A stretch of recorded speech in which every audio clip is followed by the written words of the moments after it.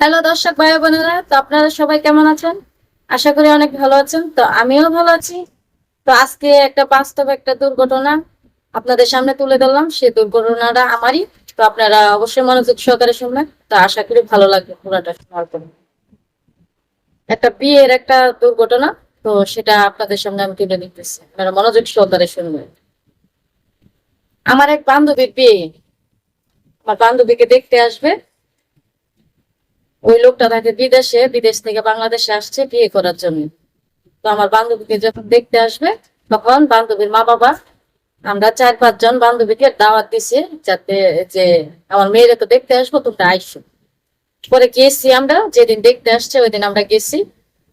তো যাওয়ার পরে কি হলো সেটাই আপনাদের বলতেছি, আপনারা শুনবেন, মনোযোগ শুনবেন।